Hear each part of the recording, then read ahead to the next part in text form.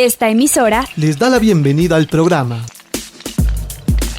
Encuentros con la Filosofía, para conversar poniendo en duda nuestras certezas, con la participación abierta de profesores de la Universidad Politécnica Salesiana, de la Universidad Central del Ecuador, de la Universidad Andina Simón Bolívar. Encuentros con la Filosofía se difunde semanalmente por las emisoras universitarias Infinito Digital, Voz Andina Internacional y Radio Faxo. Abrimos nuestros micrófonos. Bienvenidos y bienvenidas al programa semanal Encuentros con la Filosofía. Les saluda Edison Aguilar Santa Cruz. Encuentros con la Filosofía propone, con el apoyo de profesores universitarios, reflexionar desde una mirada filosófica un tema de la vida cotidiana. Saludo a Gabriela Montenegro, con quien compartimos la conducción del programa. Buenos días, Edison. Saludamos también a Karina Torres y a Carlos Minango, quienes desde Voz Andina Internacional y los medios virtuales hacen posible estos encuentros. Saludamos y damos la más cálida bienvenida a la invitada de esta semana, Mónica Maer. Mónica es PhD en Ética Social Cristiana por Unión Theological Seminary, Ciudad de Nueva York. Tiene una maestría por la Universidad de Harvard, Escuela de Divinidad. Es maestra Zen en el linaje White Plum por el Roshi Robert Kennedy, sacerdote jesuita. Es ministra protestante ordenada en la Iglesia Unida de Cristo. Actualmente es profesora invitada del Departamento de Sociología y Estudios de Género de Flaxo, Ecuador, y coordinadora del programa de los equipos cuáqueros de paz en América Latina. Bienvenida, Mónica. Buenos días, Mónica, bienvenida. El día de hoy, junto a usted, abordaremos el tema de no violencia y política. Desarrollaremos este tema en 3 segmentos. En el primer segmento, denominado Vida Cotidiana, conversaremos sobre el uso cotidiano del concepto no violencia y su relación con la política. En el segundo segmento, Miradas Filosóficas, conversaremos sobre algunas perspectivas filosóficas sobre el concepto no violencia y política. Y en el tercer segmento, ¿qué más encontrar? Mónica nos compartirá sus recomendaciones y sugerencias para poder profundizar más en los conceptos analizados el día de hoy. Como anunció Gabriela, esta semana conversamos sobre el tema escogido por la profesora Mónica Maer, no violencia y filosofía política, un tema pertinente para reflexionar en nuestros encuentros, porque la violencia política ha cobrado mucha fuerza en los tiempos actuales, con muchas expresiones desde los poderes políticos y violentas respuestas desde las poblaciones víctimas de la violencia estatal, lo que aparece como un verdadero círculo perverso difícil de superar. Por eso preguntamos a Mónica, ¿es posible transformar la violencia en que se desenvuelve la existencia y la vida cotidiana de las poblaciones en sus múltiples relaciones con las instituciones estatales? Sí, es posible, no es fácil, pero sí es posible, y hay estudios recientes que muestran justamente el éxito de las luchas desde la no violencia contra violencias estatales, contra violencias de otras formas también. Y es un estudio por Erika Chenoweth y María Estefan, que realmente es una gran revelación, porque han hecho un estudio de las luchas desde 1900. Y la conclusión es hasta daba sorpresa a ellas mismas, porque revelaron que las luchas no violentas tienen 2 veces más la posibilidad de éxito que las violencias violentas. Entonces, sí es posible. También indican esas autoras expertas en el tema que hay como 4 4 elementos que hacen más posible el éxito de una lucha no violenta. Y uno es muy interesante, que requiere una participación larga, diversa de la sociedad, como grande. Y hace un análisis, y es justamente 3.5% de la población que se necesita involucrarse. Parece como una minoría, obviamente, de la población, pero sí son muchas personas. Si pensamos en millones, entonces sería cientos de miles de personas involucradas, o por lo menos casi 100,000, depende de la población. Pero es un tema.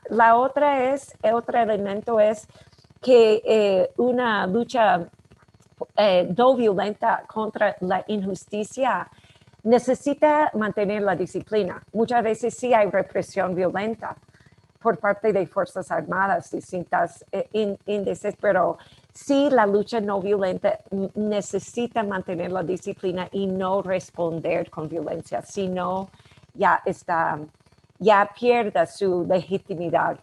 Pero sí puede aguantar, sí puede perseverar, entonces gana más apoyo de la sociedad civil.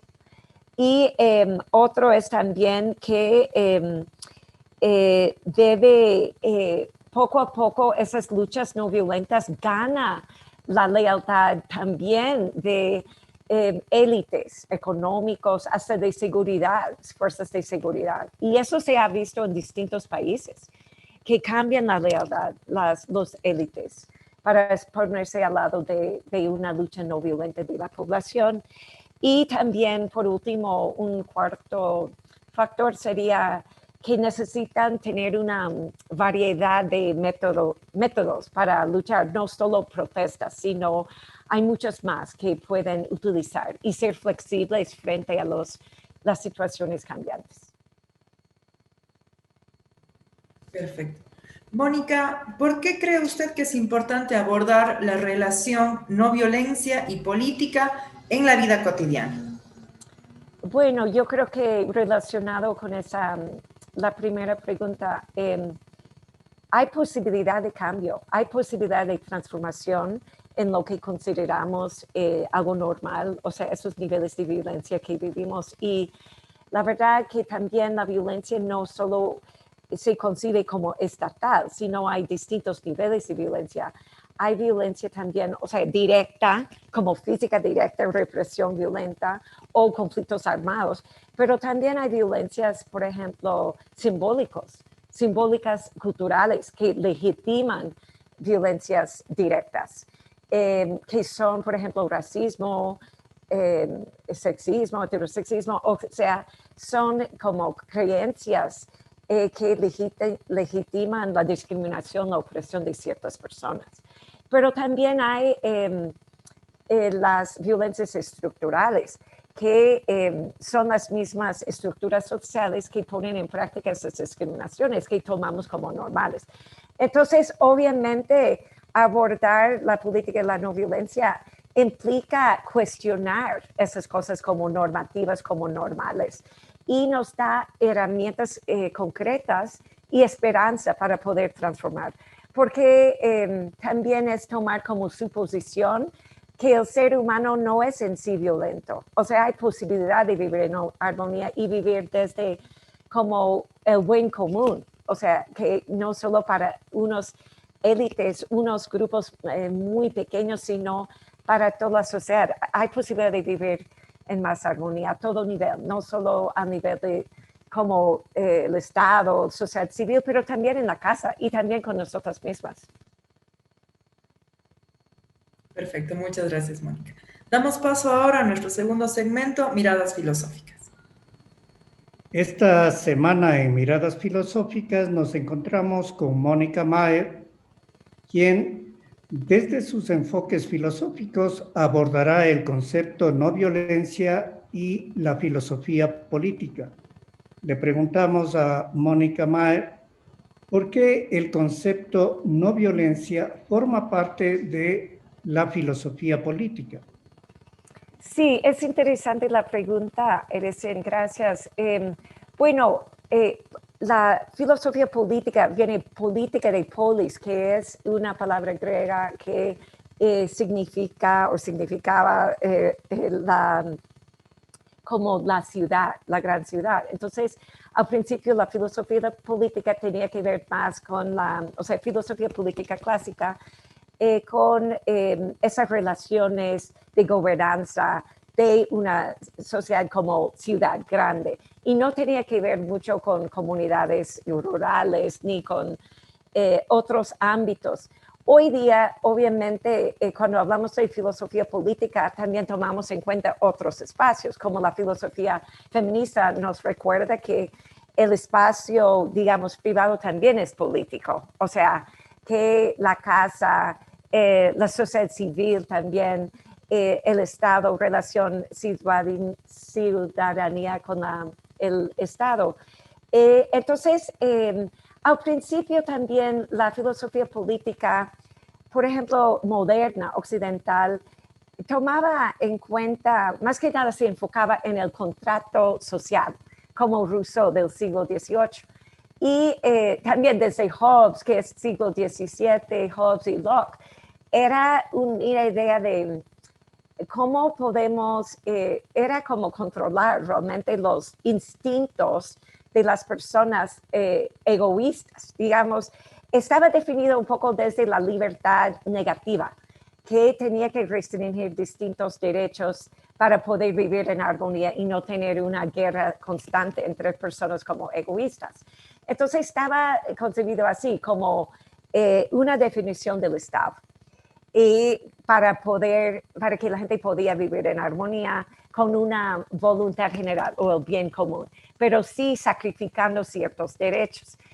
Aún en esos intelectuales de filosofía política modernas, también consideraba que si el Estado no estaba como prometiendo, o sea, no estaba actuando según ese contrato, que la gente tenía derecho a rebeldía, tenía derecho porque el Estado depende del consentimiento en ese contrato. Bueno, entonces, ¿qué pasa con la no violencia? La no violencia justamente empieza ahí, que el Estado y cualquier autoridad depende de la obediencia de las personas y tiene derecho y tiene poder de negar su cooperación con esa autoridad. Tiene un montón de poder para transformar esas estructuras sociales. Y ahí yo diría que sí es una filosofía política de cómo podemos lograr el cambio social y de qué depende el poder, qué es el poder y de qué depende la autoridad. Perfecto. Mónica, ¿cómo considera usted que la no violencia puede cambiar la violencia en nuestra vida política? Bueno, voy a dar un ejemplo concreto porque hay como estrategias muy específicas de cómo puede cambiar la violencia, la no violencia, estrategias no violentas, que hay como 198 que Gene Sharp ha definido desde los años 70, que se han utilizado en muchas luchas no violentas. Pero quería compartir también desde la filosofía de Martin Luther King, que él, o sea, desde los años 60, trabajó de forma muy sistemática esos principios. Entonces, para que como aterrizamos un poco esas ideas. El principio número 1 es que la no violencia es un estilo de vida, es una forma de vida, ¿no? Y para gente valiente. No es que somos pasivas o no, es gente valiente que necesita utilizar otras formas y enfrentar violencias. Y 2, principio número 2, que la violencia intenta ganar amistad y entendimiento. O sea, es para reconciliación y para llegar a una comunidad, como decía Martin Luther King, la amada comunidad. Sí, o sea, lograr la armonía. El principio número 3 es que la no violencia no intenta vencer a personas. no es contra personas, no hay víctimas personas, sino intenta vencer a las estructuras de injusticia. Entonces hace una gran diferencia entre las dos cosas. El principio número 4 es que la no violencia propone que el sufrimiento por una causa puede educar y transformar. O sea, el sufrimiento puede ser redentivo. O sea, a veces hay que sufrir por algo. Eso. O sea, podemos discutir ese punto. El principio 5 es que la no violencia escoja el amor en vez del odio. No, la motivación no es desde el odio. Puede ser, claro, puede ser mucho enojo, pero es un enojo en servicio al amor, en servicio a un principio de armonía y de paz. Y el número 6 es que la no violencia cree que el universo está al lado de la justicia. O sea, a largo plazo, que el arco de la historia va hacia la justicia. Y en tarde o temprano va a avanzar los derechos humanos y va a avanzar lo que conocemos como justicia. Bien, si esa descripción de los principios de la no violencia, la pregunta sería entonces, ¿cómo hacer visible la no violencia en la política? Si es algo tan cotidiano. Sí, bueno, como concibe la no violencia desde realmente sociedad civil. Son movimientos sociales, realmente son movimientos sociales que ven alguna injusticia, algunas violencias estructurales y presiona, o sea, aumenta el conflicto no violento, o sea, aumenta, visibiliza para que después las autoridades sienten la presión de negociar. Entonces, eso es que otros actores de la sociedad civil entonces están ya en la mesa negociando y llegando a acuerdos.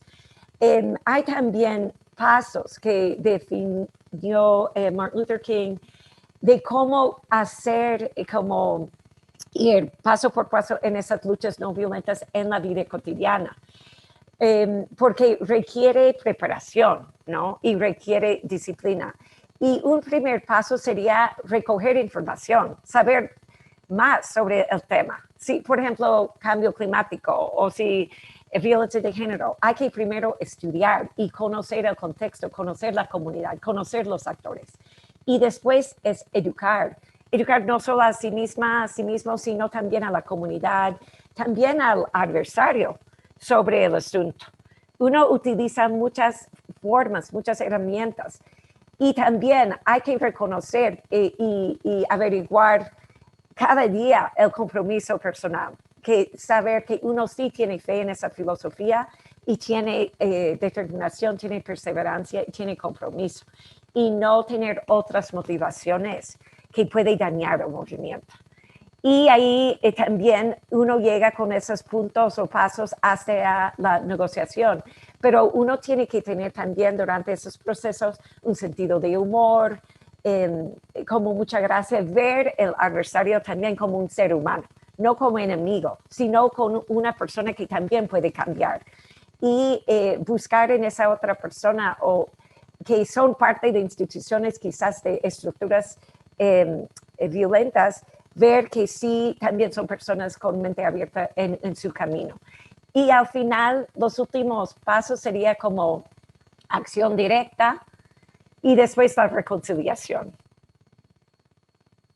Perfecto, Mónica. Con base en lo que nos acaba de decir, ¿cuál sería entonces la relación entre la no violencia y la paz? Y sobre todo, ¿cuál ha sido la necesidad de la no violencia en el mundo contemporáneo? Bueno, es una excelente pregunta. Hay todo un campo de estudios de paz y lo que es súper importante reconocer es que paz no quiere decir ausencia de conflicto. O sea, desde la no violencia, también desde estudios de paz, se ve el conflicto como algo normal, que siempre va a estar ahí. No quiere decir que es un conflicto violento. Es un conflicto que siempre surge de las relaciones humanas y de estructuras humanas pero que sí es fuente de creatividad, puede salir gana-gana. Entonces, paz, si dice paz negativa, es una paz que simplemente reprimen cualquier conflicto y imponen como la falta de como conflicto o violencia directa en la calle. No, eso es como un régimen autoritario, eso no es. La paz positiva es una paz con justicia. Ahora también hay otro término que dice paz justa. Es la paz donde sí hay estructuras que reconocen la igualdad, la dignidad de cada ser y de todos los pueblos. Y eso, entonces, cuando hablamos de la no violencia y la paz, o sea, hablamos de la paz justa, la paz positiva y el derecho de los pueblos y las personas de utilizar herramientas de conflicto no violento para presionar autoridades y estructuras sociales para reconocer la dignidad y realmente vivir lo que dicen que son. O sea, muchas veces hay una retórica o discursos de justicia, pero muchas veces no, en la práctica no se da. Entonces sí, es justamente, son luchas no violentas para lograr esa paz positiva, paz con justicia. Y hoy día, obviamente, se ve en todo el mundo, hay muchos ejemplos de luchas de la no violencia. Se puede estudiar, hay un montón. En muchos países, ahorita en Myanmar, o que era antes Burma, hay una gran lucha contra el régimen militar. Han habido muchísimas, Filipinas, Liberia. Hay una película que es Orar hasta que el diablo regrese al infierno, sobre la lucha de las mujeres. Y todas estas luchas nos muestran la valentía de la gente, la creatividad, la perseverancia. Son heroínas, héroes en la vida cotidiana que casi no nos reconocemos porque, o sea, en la publicidad casi no se ve mucho y en la historia se documentan más las luchas violentas y los héroes de las guerras, pero no, hay muchas más que tenemos que estudiar y conocer. Muchas gracias, Mónica. Damos paso a nuestro tercer segmento, ¿qué más encontrar? En él queremos indagar cómo continuar las reflexiones acerca de no violencia y política. En este encuentro con la filosofía nos acompaña Mónica Maer. Hemos conversado sobre los usos cotidianos de no violencia y política. Luego, Mónica nos compartió algunas miradas filosóficas y elementos del debate en torno a no violencia y política. Indudablemente, el tema no se acaba con este encuentro, por eso solicitamos a Mónica sus recomendaciones, sean bibliográficas y o audiovisuales, para ahondar en el tema no violencia y política. Bueno, sí, hay muchísimas y muchas gracias por esa invitación de poder compartir más.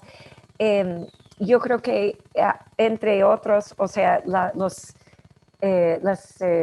textos de Martin Luther King son buenísimos. Hay un sitio web que es el Centro de Martin Luther King, que tiene los principios, tiene los pasos, tiene la historia desde los años 60 en Estados Unidos, que sigue hoy con el Black Lives Matter, con toda la lucha por las vidas negras importan, que en América Latina también se ve, por ejemplo, en Centroamérica hay una lucha, las vidas garífunas importantes son los pueblos afrodescendientes o afro-centroamericanas. Eso por un lado. También hay un nuevo libro que se llama Resistencias Sanadoras, Healing Resistance, que también está siendo leído muchísimo ahora, que es un hombre que nació en Japón, que recogió y acompañó todas esas luchas de Martin Luther King, que está presentando en nueva forma esos principios. También hay todo un movimiento que se llama Alternativas a la Violencia, programa o proyecto Alternativas a la Violencia PAV, que existe en América Latina y en muchos países del mundo donde aplican esas herramientas también a la vida cotidiana, en la casa, también al trabajo, a la escuela.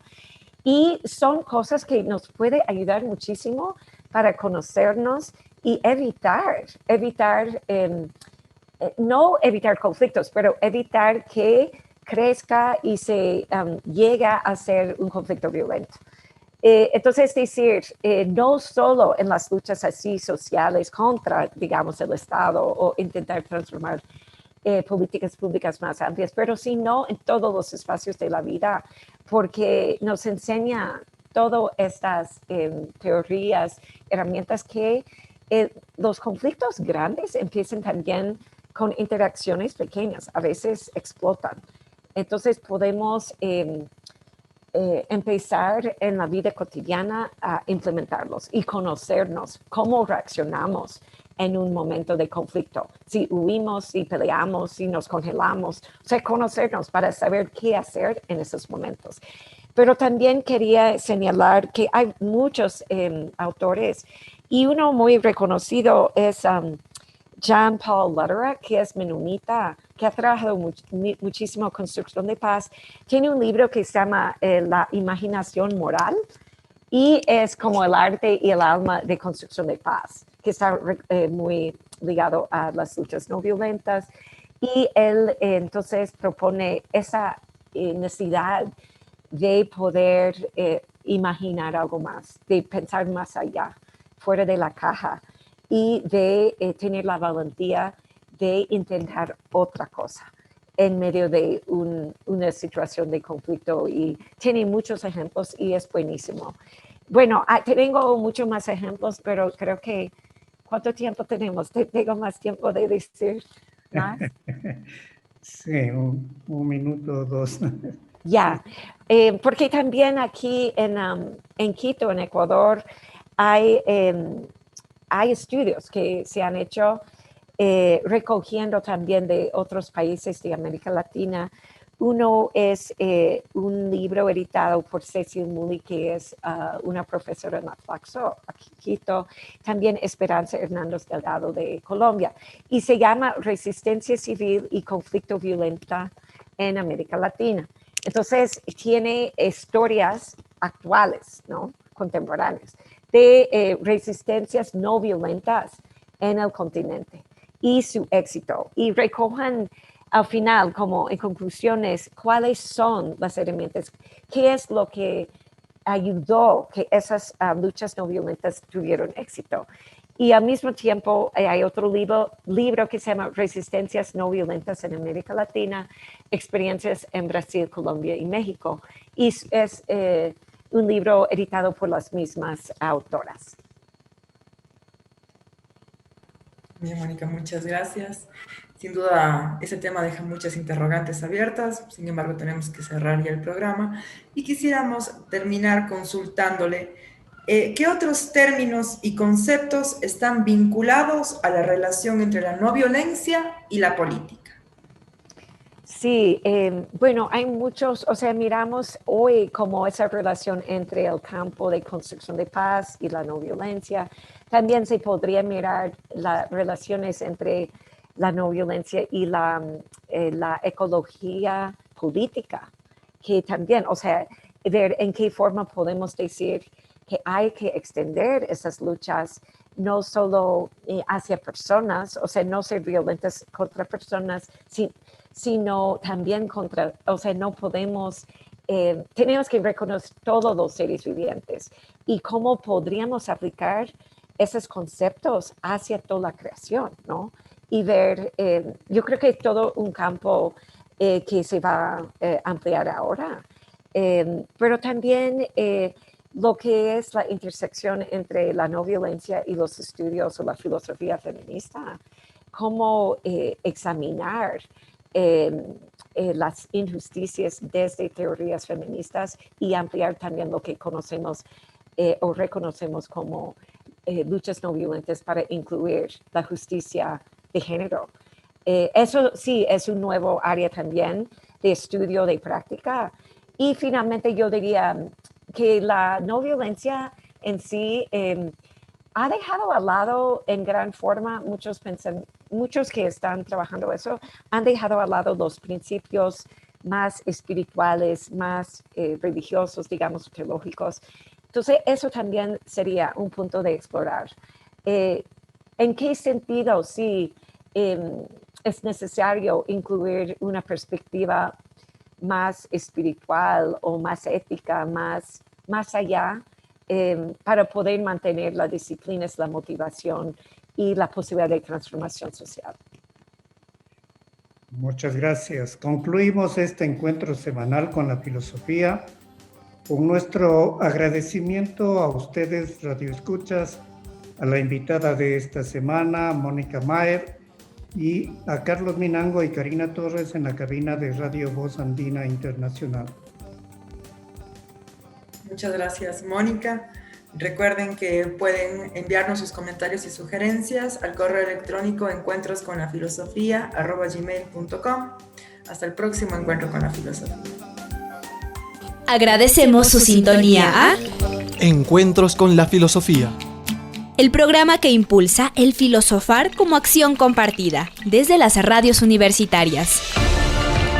Les invitamos a compartir las próximas emisiones de Encuentros con la filosofía por esta emisora.